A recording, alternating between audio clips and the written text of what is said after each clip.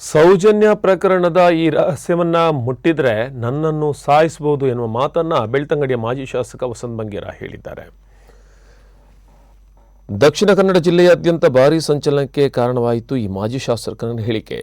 ಸೌಜನ್ಯ ಪ್ರಕರಣ ದಾರಿ ತಪ್ಪಿಸಲಾಗಿದೆ ಎನ್ನುವುದಕ್ಕೆ ಬೆಳ್ತಂಗಡಿ ಕ್ಷೇತ್ರದ ಮಾಜಿ ಶಾಸಕ ನೀಡಿದಂಥ ಹೇಳಿಕೆ ಪುಷ್ಟಿ ನೀಡಿದೆ.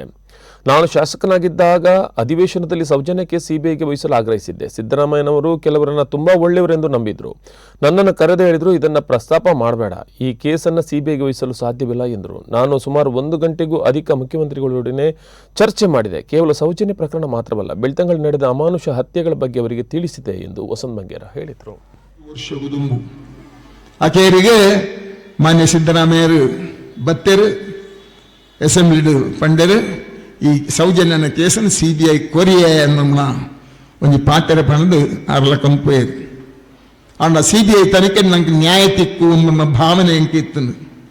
ಪ್ರಾರಂಭದ ಹಂತಡು ಸೌಜನ್ಯಕ್ಕೆ ನ್ಯಾಯ ತಿಕ್ಕು ನಮ್ಮ ಭಾವನೆ ಎಂಕ್ ಬತ್ತಲ್ಲ ಅರ್ಧ ಪೋನಗ ನೆಟ್ಟು ಮೋಸ ಉಂಡು ನಂಗೆ ಗೊತ್ತಾಂಡು ಅಯ್ಯನ ಸಾರ್ವಜನಿಕವಾದ ನಿಖಿಲ ಪಂಡ್ರ ಆಪಜಿ ಪನ್ಪುಣ ಸಂದರ್ಭ ಪಣಂದೇನು ಬುಳುಪುಣಲ ಇಜ್ಜಿ ಎಂಬ ವಿಚಾರಲ್ಲ ಈ ಸಂದರ್ಭ ಪಂಡ ಇಷ್ಟಪಡ್ತಾರೆ.